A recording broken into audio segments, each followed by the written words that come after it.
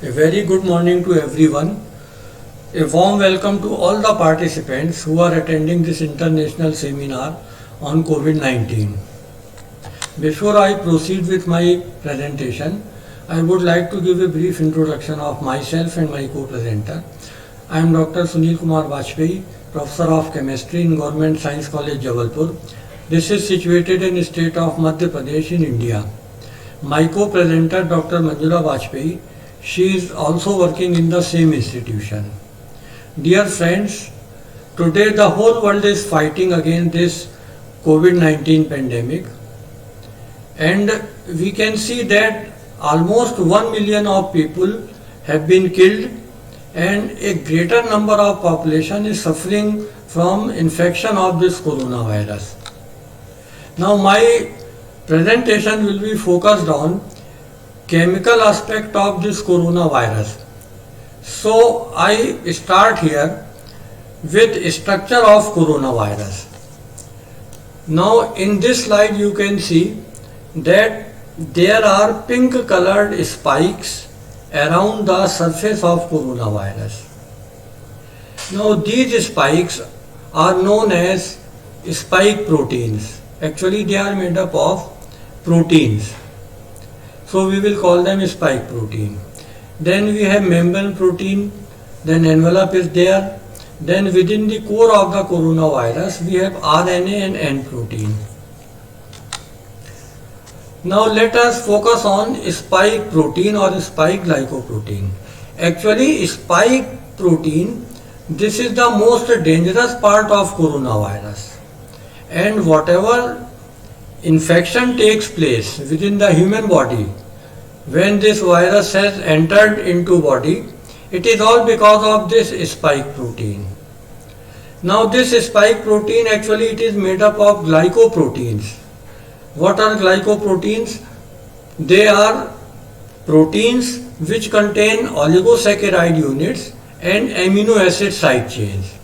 In other words, we can say that when oligosaccharide chains they are connected covalently to amino acid chains, we get glycoprotein. So we have to keep in mind that this spike proteins or all the spikes which are around the surface of the coronavirus, they are all having glycoproteins. Now here I have shown with two examples. On the left hand side you can read oxygen linked glycoprotein, this is nitrogen linked. Here this structure, this is N-acetyl galactosamine and this is connected to this chain of amino acids and that amino acid is serine and this attachment is through oxygen atom. So this is oxygen linked. On the right hand side we have nitrogen linked glycoprotein. Again the same structural unit N-acetyl galactosamine. This is attached to a chain of asparagine amino acids and this attachment is occurring through nitrogen atom. So this is nitrogen glycoprotein. The main thing is that all the spike proteins they are made up of glycoproteins. Now some facts about this glycoprotein. Actually it is highly glycosylated, large type 1 transmembrane fusion protein, and the important point is that it is made up of around 1400 amino acids. Then the most important thing is that this spike glycoprotein, this plays crucial role in initiating infection within the human body. So this is the most dangerous part of this coronavirus. Now existence of coronavirus. Corona can exist in two places. Either it will be in the environment, that we can say outside the human body, in the environment. Secondly, it may be present inside the human body. So these are the two places where it can exist. Now when it is in the environment, it is just a non-living particle. So we must keep this in mind that when coronavirus is in the environment, it is a non-living particle and its dimensions are nanometer size. So you can see here this is the real picture of coronavirus. which has been taken using transmission electron microscopy. And this virus, the diameter of this virus, it is almost 100 nanometer. So when it is in the environment, it is a non-living particle. Now, as I said earlier, it can be found anywhere, on any surface, on door handle, then wooden table, newspapers, our palm, floor is there, then latch, then steel railing, plyboards, on any surface. So we should remember it, that when it is in the environment, it is a non-living particle and it can be found on any surface. Now, how to protect this virus from entering into our body? There are three simple measures which we can take, or we have been taking. We should wash our hands regularly with soap, and the duration of washing, it must be more than 20 seconds. Then second is, we should avoid close contact with the people whom we are talking. At least 2-meter distance must be maintained. Third one is, we should cover our mouth and nose with a proper face covering of good quality. Now, what happens when it is inside the human body? Here I have shown in this slide. You can see here, this is coronavirus. It might have entered through mouth, and when it enters into the human body, what it does, it combines with ACE2 receptor. So you can see this magnified view on right hand side. This is coronavirus. This has attached with this green color ACE2 receptor. This receptor is found on the surface of human cells. Now this I have shown here with magnified view. This is shell of coronavirus. This is spike glycoprotein. Now this, which I have shown with red color, this spike protein has attached with this blue structure. This is ACE2 receptor, and this is blue colored structure. This is present on the surface of human cell. So there is a attachment between spike protein and ACE2 receptor. Now once this attachment takes place, then a number of biochemical reactions will start, and this coronavirus will start a regeneration into a thousands coronaviruses. In other way, we can say there will start a factory of coronavirus within human body. Now the basic idea which is lying behind my presentation, it came from actually this slide. What I propose, or what idea came to me, that if inside the human body this spike protein is attached with ACE2 receptor very firmly, then is it possible that when this virus is in the environment, can it be attached firmly with a modified, specially prepared surface? So this is the whole basic idea of my presentation. I want to prepare a surface, or I want to fabricate a surface through some chemistry, so that when this coronavirus comes in contact with this surface in the environment, now I am talking about the presence of coronavirus outside the human body in the environment. So if this spike protein is attached with this specially designed surface, then what happens? This virus will be immobilized. It will not go anywhere. So we can stop it from spreading here and there. So this is the basic idea of my proposed work or presentation. Now here I have seen with one more slide to make it much more clear. This is coronavirus and this is mop. This is a floor cleaner.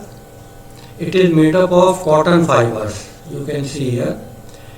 So what I want, that this virus, it must be attached firmly on the surface of these cotton fibers. On the right hand side, the same thing is here with a magnified view. This is spike glycoprotein of coronavirus, and I want this spike to be attached firmly, strongly onto the surface of these cotton fibers. If this type of attachment occurs, then naturally this coronavirus will be retained on the surface and it will not go anywhere. In this way we can prevent it from spreading here and there and causing infection. So actually my strategy of proposed work starts from here. I want to chemically modify a cotton fabric surface. Now I have taken cotton surface as a substrate, and this modification should be such that spike protein of coronavirus gets attached to it very firmly when it comes in contact. So this is the whole idea behind this presentation. Now my strategy consists of two steps. In the first step, what I will do, I will take a piece of cotton fabric. You can see here, this is rectangular piece of cotton fabric, and I will immerse this piece of fabric in a biopolymer aqueous solution. So with light green color you can see there is some solution in the container. It is a biopolymer solution. Now what biopolymer is that? I will come to that. Now after some time what will happen, if we immerse this fabric, then this biopolymer will get absorbed within this cotton fabric network, and in this way we will get biopolymer impregnated cotton fabric. So this is what we can prepare in simple way. Now in the second step of my strategy, the fabric which we have prepared in the previous step, we will dip this fabric or immerse this fabric in copper sulfate solution. So you can see I have shown with blue color. This is copper sulfate solution in which this rectangular cotton fabric is dipping. So what will happen after some time, copper ions will also enter into this fabric network, and this is our final composite which I wanted to prepare. This contains metal ion, that is copper, biopolymer, that I am coming to that, and then there is cotton fabric. So this is what I want to prepare. This is a specially designed surface which I wanted to prepare. Let us come to the experimental part of this proposed work. We have copper sulfate, then the biopolymer which I was mentioning in previous slide, it is chitosan. This pale off-white powder, this is chitosan. Then we have glacial acetic acid, cotton fabric is there, distilled water is there, then liquid ammonia, but we may not use it. We can modify or simplify our procedure. Now this is the first method which I have proposed. I have taken cotton fabric that I will take or immerse in 1% chitosan solution. So remember here, chitosan is the biopolymer which we are using. So we will immerse cotton fabric in 1% chitosan solution and keep it for 1 hour. Then we will take out the fabric. So now it will be chitosan impregnated cotton fabric. Then we will dry it for some time. So this is chitosan impregnated cotton fabric which is in the dry state. Now we will put this in copper sulfate aqueous solution for some time. So copper ion will enter into the fabric network, and this is our final product, copper to chitosan impregnated fabric. So this fabric contains two chemical species. It contains copper 2 ions as well as biopolymer chitosan. But the same thing we can prepare in a rather simpler way. Here what we have done, we will call it second method. Copper sulfate solution is taken in a container, and in other container we take chitosan solution. Now we mix the two solutions. So what will happen, copper ions, they will combine with this chitosan.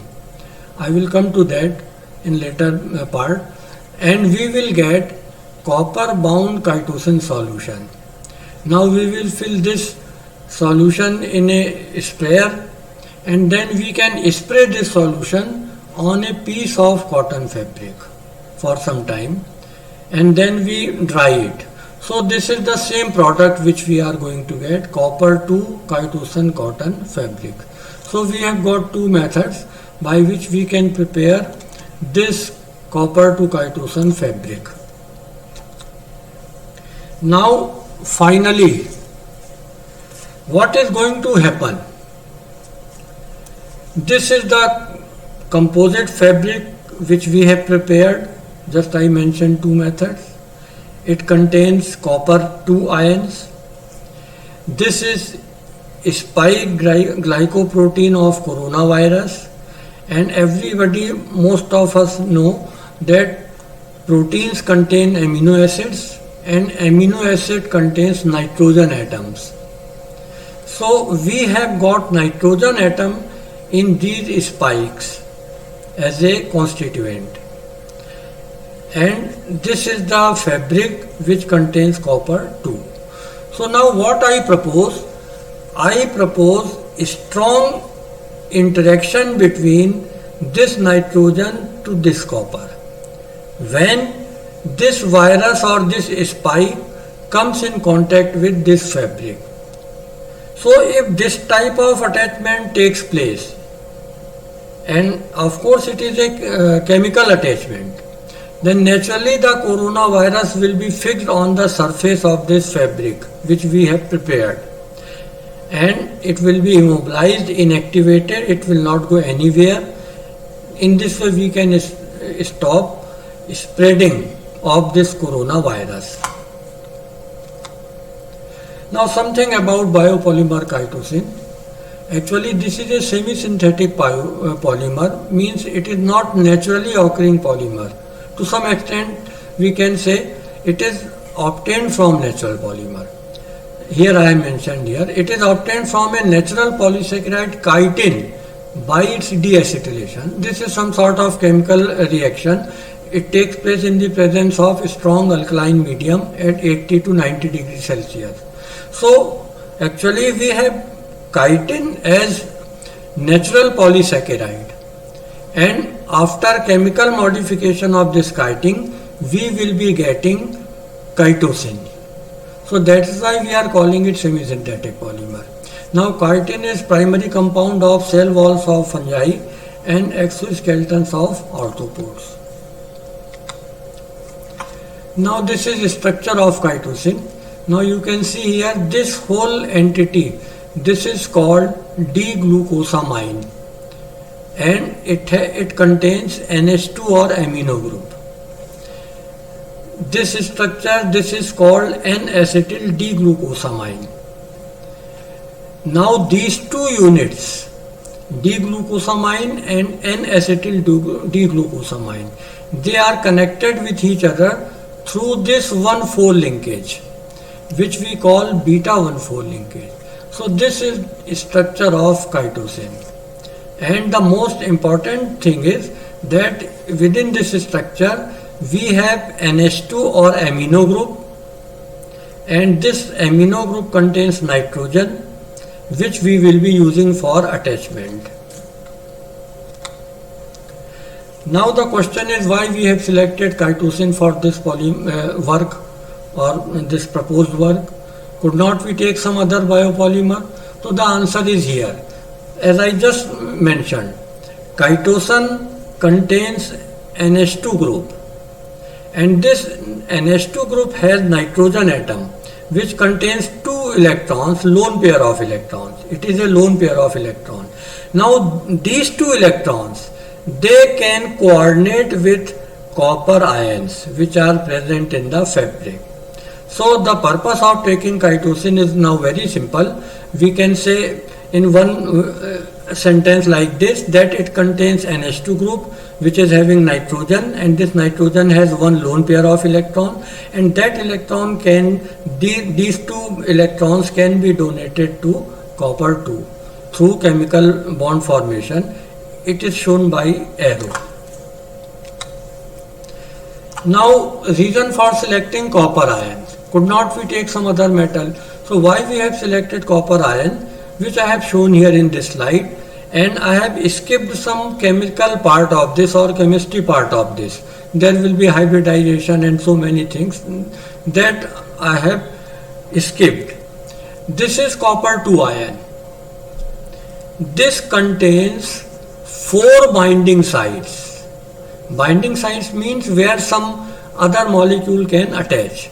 So this copper 2 ion, it contains 4 binding sites. 1, 2, 3 and 4.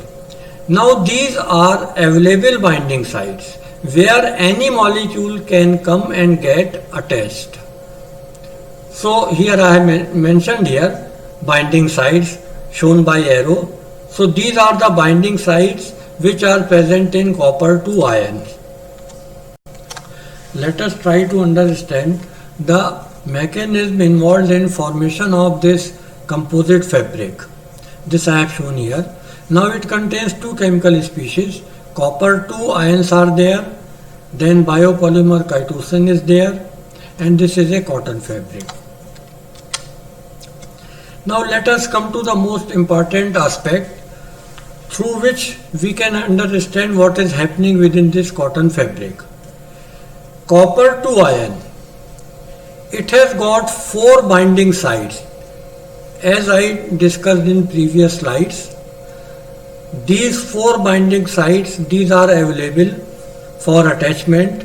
Any molecule can come and get attached. Now chitosan molecules are already there within the fabric. So what happens?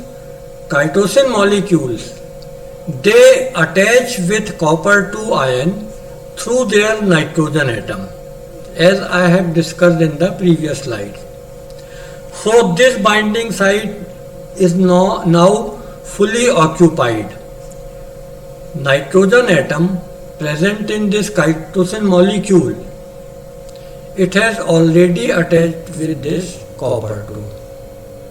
But still we have available binding site number 1, number 2 and number 3.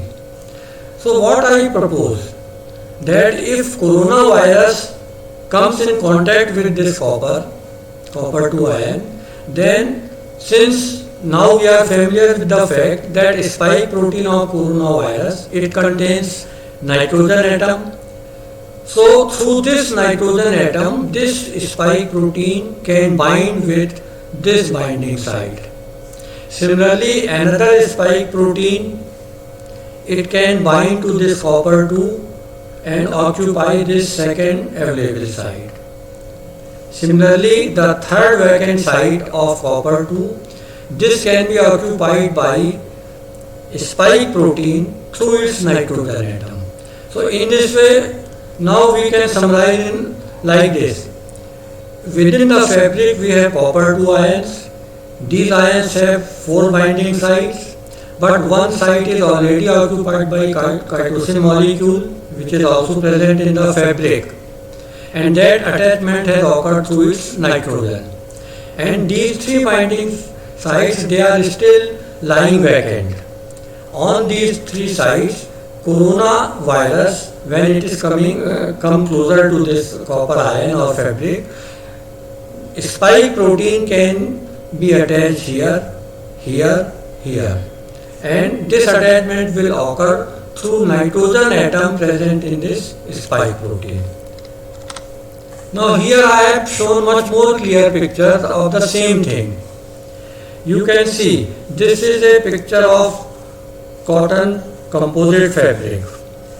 Copper ion is there. It has got 4 binding sites.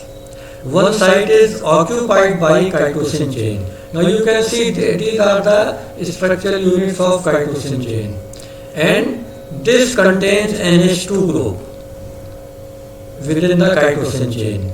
Now this nitrogen had 2 electrons, that is one lone pair of electron, and these 2 electrons have been donated to this copper and a coordinate bond formation takes place. So this copper has already been attached with this chitosan, but still we have 3 vacant sites that are available, and if coronavirus, which is present in the environment, if it comes in contact with this fabric, then the spike glycoprotein, which is having nitrogen atom, within its structure, and that nitrogen atom has two electrons, that is one lone pair of electron. These electrons can be coordinated or donated to this copper 2, and similar type of bond formation can occur here also. Similarly, the same type of bond formation can take place between this copper 2 and this spike protein.